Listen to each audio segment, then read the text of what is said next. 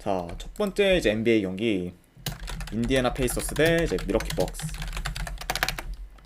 자, 일단 이제 인디애나의 어떤 결장자나 그런 부상자 명단을 좀 보면은, 자, 일단 할리버튼이랑 두아르테가 아웃입니다. 그리고 켄달 브라운까지 지금 나간 상황. 그리고 이제 터너가 지금 이제 GTD죠. 그만큼 지금 좀 인디애나 입장에서는 핵심 전력이 지금 아웃이 되거나 GTD인 상황이라서 좀 더 지금 상황이 많이 안 좋고, 그리고 미러키 같은 경우에도 지금 쿤보, 그리고 크리스 미들턴, 조잉글스, 그리고 이제 드라기치가 GTD, 그리고 이제 크라우더는 직전 경기에 나왔는데 조금 뛰다가 다시 이제 아웃이 된 상태고, 그 다음에 레오나드까지 아웃. 요 정도의 약간 지금 부상자랑 그런 결장자 명단이 나와 있네요. 자, 일단 뭐 지금 인디애나 같은 경우에 봤을 때 직전 그런 백투백 댈러스한테 대패를 하면서 지금 3연패로 좀 부진하고 있습니다. 그쵸. 그러다 보니까 지금 인디애나는 솔직히 어느 정도 좀 템포가 빠르고, 그리고 확실히 지금 외곽 위주의, 외곽에 어느 정도 의존도가 높은 팀이다 보니까 외곽이 이게 좋고 나쁨에 따라서 진짜 경기력이 확 차이가 나는 그런 팀이고, 특히 이제 요 인디애나는 할리버튼의 좀 영향력이 많이 큰 팀이죠.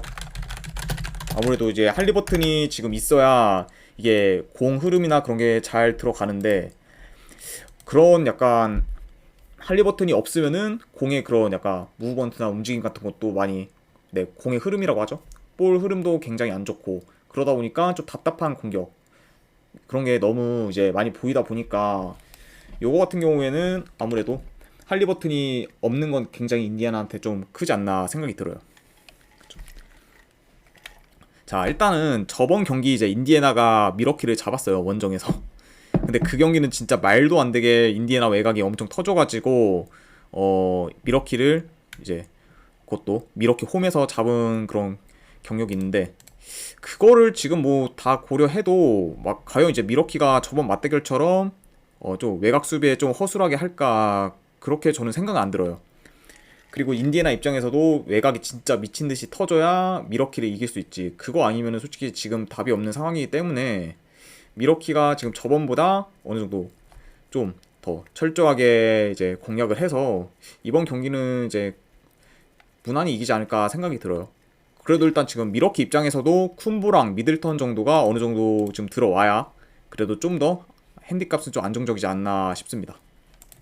자, 그러다 보니까 일단 뭐 그래도 지금 현 상황에서 봤을 때 분석 결과로 보면은 저는 이거 미러키 쪽 승을, 미러키 쪽 승은 근데 뭐 너무 똥배니까 미러키 승 쪽을 보고 핸디로나 뭐 마인슨까지도 도전을 해볼게요. 아무래도 일단 제가 할리버튼이 없는 게 굉장히 크고 인디애나 입장에서, 그리고 지금 벤치나 이런 경쟁력도 미러키가 훨씬 좋기 때문에 지금 뭐 벤치 구간에서도 솔직히 밀릴 것 같진 않아요, 미러키가. 그러다 보니까 이거 마인스까지 보고 236.5 기준은 언더 볼게요. 그쵸. 왜냐면 뭐 미러키가 어느 정도 득점을 넣지만 이제 인디애나가 득점을 좀 어느 정도 못할 가능성이 더 있다고 보니까, 그렇게 따지면은 236.5 기준은 조금 높지 않나 생각이 드네요. 네. 자, 그래서 이 경기는 이렇게 한번 보도록 하겠습니다. 자, 그 다음에 이제 필라델피아 대 댈러스 매버릭스. 자, 필라델피아는 일단 지금 뭐 핵심 선수 두 명이 GTD죠. 엠비드랑 그리고 이제 제임스 낫, GTD로 이제 지금 그 명단이 나와 있고, 댈러스 같은 경우에는 이제 클리버, 그리고 릴리카나, 릴리카나가 하나키나 되겠는데, 릴리키나가 지금 아웃입니다. 어느 정도 좀 벤치 멤버들이 지금 아웃인 상황입니다, 봤을 때. 어쨌든 자, 일단 댈러스 같은 경우에 뭐 최근에 샬럿한테도 연패를 하면서 굉장히 지금 부진한 모습을 보여줬는데, 그래도 직전 이제 인디애나 전에서 대승을 하면서 어느 정도 지금 안 좋은 흐름을 지금 끊은 상황입니다. 그래도 이제 그때 이제 돈치치가 어느 정도 좀 폭발을 했고, 그리고 어빙이랑 잘 했죠. 그쵸. 원래 이제 그 둘이 약간 공존할 때는 승률이 많이 안 좋았는데, 그래도 직전 경기에서는 괜찮은 모습을 보여주면서 다시 약간은 이제 좀 기대해볼 만하지 않나 생각이 듭니다. 자, 일단 이제 이 두 팀 같은 경우에 직접 맞대결에서 댈러스가 한 번 이겼습니다. 그쵸. 근데 뭐 133대 126으로 굉장히 높은 스코어로 댈러스가 이기긴 했는데, 지금 양 팀 다 그때 이제 슛이 던지면은 약간 거의 다 들어갈 정도로 슛감이 매우 좋았고, 그리고 아이고 임투구님 반갑습니다. 네, 슛감이 매우 좋았죠 그때. 그래서 직접 맞대결 한번 봤을 때는 그쵸, 어빙이랑 돈치치가 뭐 40득점 이상씩 굉장히 이제 폭발적인 모습을 보여줘서 약간 좀 이렇게 오버사이즈의 경기가 나온 것 같아요. 하지만 요 이제 필라델피아랑 댈러스 매버릭스 자체는 전반적으로 양 팀은 템포 자체가 굉장히 좀 느려요. 그 댈러스 같은 경우에 지금 원정에서는 어느 정도 저조한 그런 경기력을 평균적으로 좀 보여주고 있습니다. 그러다 보니까 이게 뭐 댈러스가 직전에 이제 연패를 끊었다고 해도 홈 필라 상대로는 좀 여러 가지 면에서 많이 힘들지 않을까 생각이 들어요. 그렇다고 뭐 지금 댈러스가 그나마 필라보다 좀 나은 게 벤치 쪽이 그나마 경쟁력이 있긴 한데, 그거 빼고는 홈에서 필라보다 약간 나은 점을 좀 찾기는 힘들지 않나 생각이 듭니다. 자, 그래서 이거 분석 결과로 봤을 때는 일단 가장 핵심적인 게 아무래도 엔비드의 약간 출장 여부가 굉장히 중요하죠. 그러다 보니까 이거는 솔직히 라인업을 한번 확인해 보시고 가시는 걸 약간 권유드립니다. 필라델피아 쪽 승을 보고 228.5 기준으로 언더 이렇게 한번 보도록 할게요. 자, 네, 그 다음 경기 브루클린 대 휴스턴. 자, 일단 뭐 지금 최근 6연패로 하락세인 휴스턴과 뭐 저번에 이제 마이애미 원정에서 브루클린이 대승을 거뒀긴 했지만 뭐 전체적으로 봤을 때는 그 경기 빼고는 다 지고 있는 그 브루클린 두 팀의 약간 맞대결입니다. 자, 일단 뭐 휴스턴 같은 경우에 원정 경기력이 좀 굉장히 많이 안 좋죠. 좀 실점도 많고 그리고 경기력도 안 좋고 하지만 브루클린도 역시 지금 홈에서 4연패로 굉장히 좀 안 좋은 상황이에요. 그래도 뭐 브루클린 입장에서는 그나마 좀 약간 변명 아닌 변명을 하자면 브루클린 뭐 덴버 그리고 클리블랜드 그리고 세크라멘토랑 약간 접전 끝에 진 거라 좀 어느 정도 홈에서의 4연패는 이해하는 편이다, 이렇게 좀 보여져요. 그쵸. 특히 뭐 이제 덴버, 뭐 클리블랜드, 세크라멘토 다 이제 플레이오프 상위권 팀들인데, 그런 이제 상위권 팀들과 투포제션 이내에서 이렇게 경기 접전을 치렀다는 거는 뭐 지금의 브루클린 라인업 입장에서는 굉장히 좀 높이 살만한 그런 부문이죠. 자, 그러다 보니까 뭐 지금 현 상황에서 봤을 때 브루클린이 당연히 뭐 더 이길 가능성이 큽니다. 사실이지만 근데 핸디 기준점을 봤을 때는 이거 제가 봤을 때 이거 너무 많이 준 거지 않을까 싶어요. 그냥 너무 높지 않나 약간 싶습니다. 그쵸. 왜냐면은 전력 면에서도 지금의 약간 휴스턴이 이제 듀란트 어빙 빠진 그런 브루클린 상대로 그렇게까지 뭐 많이 밀린다고 생각은 안 하거든요. 왜냐면 지금 캐포즈나 뭐 제일런 그린도 어느 정도 계속 지금 중심을 잘 잡고 있고, 게다가 뭐 센터도 생군까지 있어서 굉장히 지금 좋은 상황이라고 보고 있고, 그래서 약간 핸디 기준점으로 봤을 때는 브루클린 마인승은 그렇게까지 끌리진 않는 경기다, 이렇게 지금 보여집니다. 그쵸. 그리고 이제 브루클린 같은 경우에는 4쿼터 클러치 타임에 좀 굉장히 많이 좀 집중력이 떨어지는 모습을 보이기 때문에 4쿼터에서 어느 정도 죽을 쓰는 것까지 가정을 하면은 이거는 브루클린 마인승보다는 휴스턴 쪽 프랜승이 조금 더 낫지 않을까 생각이 듭니다. 휴스턴 프랜승을 보고 230.5 기준으로 오바 볼게요. 일단 뭐 브루클린도 외곽이 지금 좋고, 그리고 휴스턴도 프레나 하려면은 그래도 브루클린의 그런 득점력을 어느 정도 따라가야 되다 보니까 그걸 다 판단했을 때는 오버 쪽이 조금 더 끌리지 않나 생각이 듭니다. 자, 그 다음 경기 이제 포틀랜드 대 세크라멘토.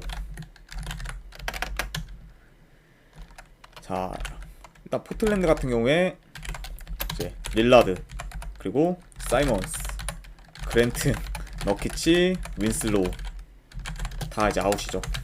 사실상 포틀랜드는 지금 이제 시즌을 그냥 마감한 거라고 네 봐도 무방합니다. 그리고 레디시, 그리고 와포드가 GTD인 상황 지금 이렇게 보여지고, 그 다음에 지금 세크라멘토 같은 경우에는 결장자는 없는 상황 이렇게 한번 보여집니다. 자, 뭐 이번 시즌 사실상 포틀랜드는 시즌 마감을 알렸죠. 이제 릴라드 같은 경우에는 이제 이번 시즌 아예 출전 자체를 이제 안 할 거고, 남은 이제 주전들도 웬만하면은 이제 경기에 출전을 안 할 것으로 지금 보이는 상황입니다. 그리고 일단 세크라멘토 같은 경우에 플레이오프 진출은 사실상 지금 확정이기 때문에 최대한 어느 정도 주전 관리를 하면서 플레이오프에 대비를 해야 하는 상황이고, 그래도 뭐 지금 아직까지 순위권 2위까지도 충분히 올라갈 만한 가능성이 있기 때문에 남은 경기 어느 정도 최선을 다하지 않을까 생각이 들고요. 자, 일단 뭐 이 경기는 그렇게까지 크게 할 말이 없습니다.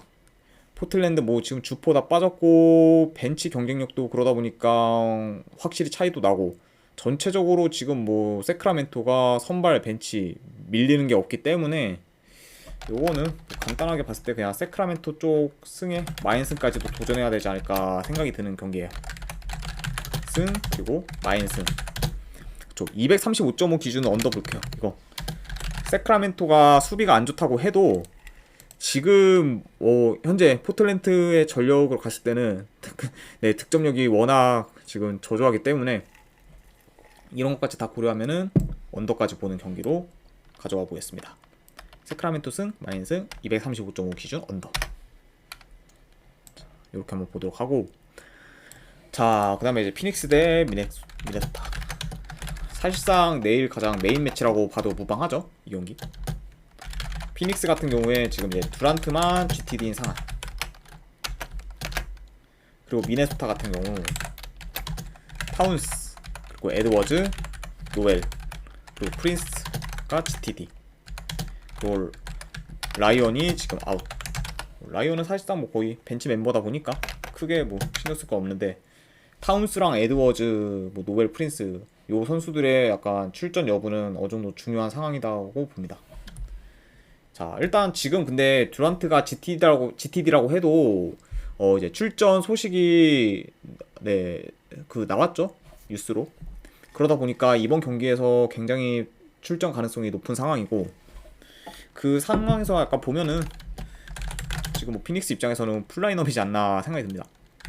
자, 일단 양팀 다 연승 중으로 굉장히 이제 상승인 분위기.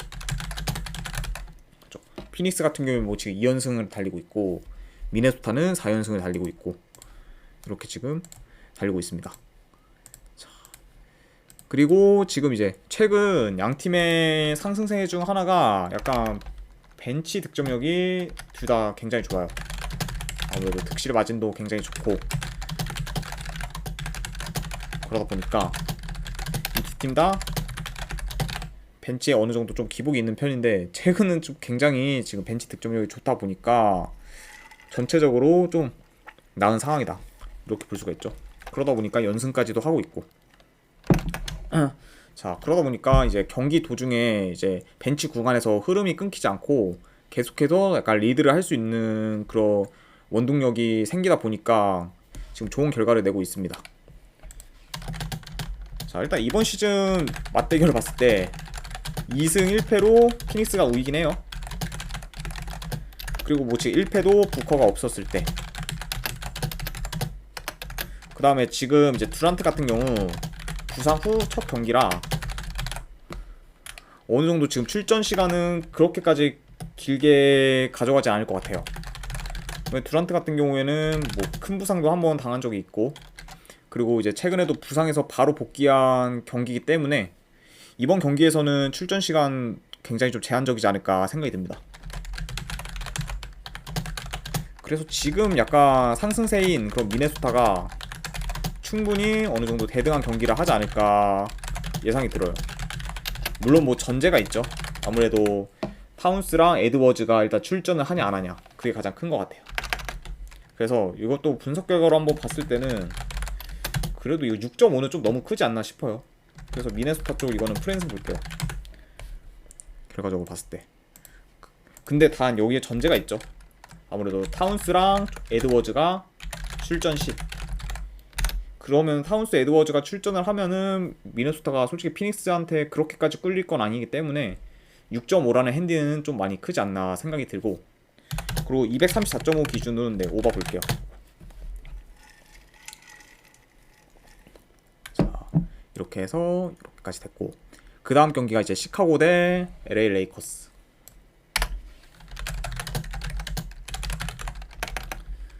자, 시카고 같은 경우에 뭐 사실상 시즌 아웃인 론조볼이랑 그리고 루이스가 아웃인 상태, 그리고 제본테 그린, 카루소가 GTD로 네, 약간 출전 불투명한 상태. 자, 레이커스 같은 경우에는 지금 이제 르브론 그리고 데이비스, 러셀, 피펜이 GTD인 상황이고, 네, 조반반은 뭐 사실상 거의 뭐 나가리죠 지금. 네, 아웃인 상황으로 지금 보고 있습니다. 자, 일단 직접 뭐 레이커스 같은 경우에 러셀을 좀 제외하고 거의 풀라인업인 상태에서 시카고한테 10점 차로 패배를 당했습니다. 그 경기는 이제 르브론도 복귀전이기도 했는데, 그 경기에서 이제 진 이유가 아무래도 레이커스가 좀 턴오버가 굉장히 많았죠. 18개로. 시카고에 거의 2배 이상 가까이 많다 보니까 이로 인해 좀 그런 턴오버가 흐름을 끊어서 좀 시카고 쪽으로 분위기가 넘어간 게 가장 큰 이유라고 봐요.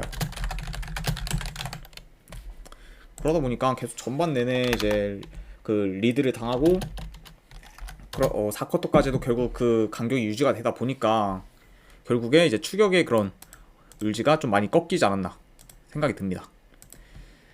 자, 일단 뭐 최근 이제 레이커스 오스틴 리브스에 대해서 좀 말하자면, 그러니까 지금 팀의 약간 1, 2옵션 같은 활약을 하고 있죠.